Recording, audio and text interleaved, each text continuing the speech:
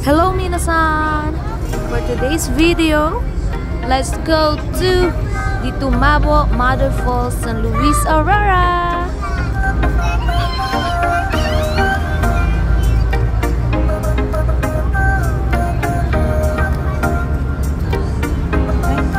Ayan, first stopover namin dito sa Santa Maria Aurora. So, napakaganda ng scenery guys. Kita yung mountains and yung lake. So, ang ganda pa ng panahon today. Nung nasa Aurora na kami, yung mga nadaanan din kami na palusong, paahon, and mga liko-likong daan. Fun fact about sa trip namin dito, wala talaga kaming nakalatag kung saan kami pupunta, ano yung pupuntahan namin. And pagkarating namin dito sa Aurora, saka lang kami And finally, we're here. Say hi! Margie! Kaya. Ikaw ba natin, Margie? Malinaw, oh. Malinaw ba? Walang ganyan sa Batangas. And ayan, so after sa parking, nag-start na kami maglakad papunta dun sa may pinaka-entrance. So, doon magbabayad ng entrance fee. And as you can see guys, may mga bit-bit kami, mga kasama ko na parang tent and panlatag. Kasi akala namin pwede kami parang mag-picnic doon. Eh, hindi pala. Sorry na guys. First time lang namin dito. So, ayun, pinaiwan doon, ayan, doon sa, sa may building kung saan nagbabayad, doon namin iniwan yung gamit.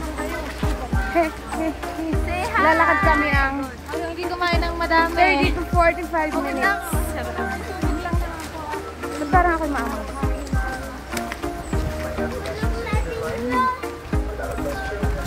Kakasimula pa lang pag... At eto, dito na nagsisimula ang challenging adventurous journeys na gagawin namin. So, unang ilog na tatawid namin dito.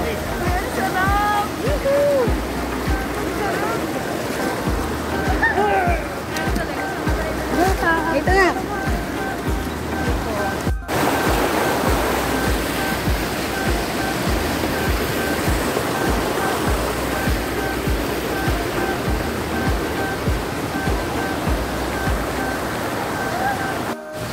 Kapag malalaki yung alon sa ilog, agos pala.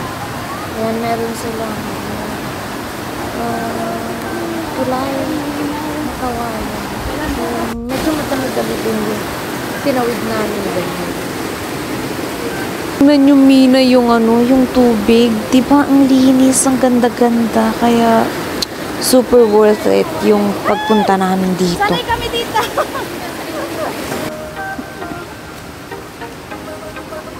So, yun. And dito may itinuro sa amin yung tour guide namin na puno, parang native na puno ata yun. Na hindi ko na matandaan kung anong tawag.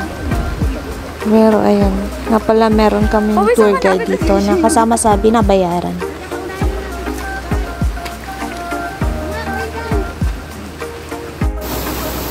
At ito na guys, medyo malapit na tayo kasi may nadadaanan na tayo. Parang maliliit na falls. Hindi ko alam kung baby falls yung tawag dito, pero ang ganda din ito.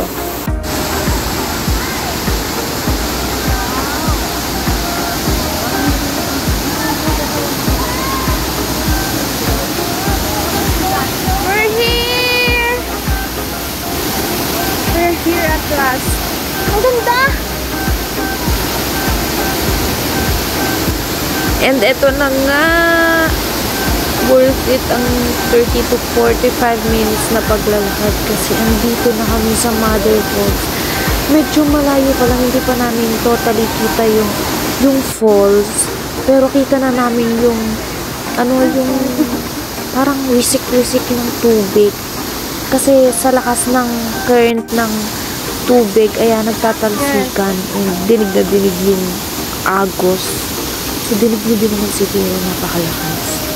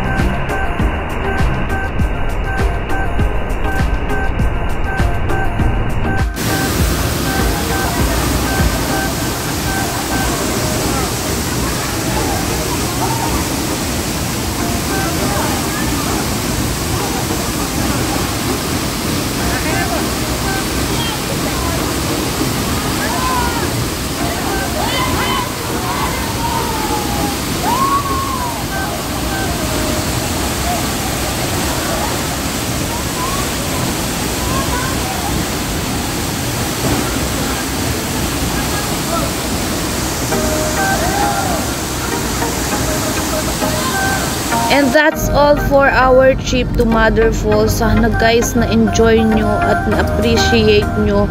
Kaya na pag-appreciate namin sa nature natin. So napakaganda. And ayun. That's it. And ang next stop naman namin is sa Baler. Thank you, Mina.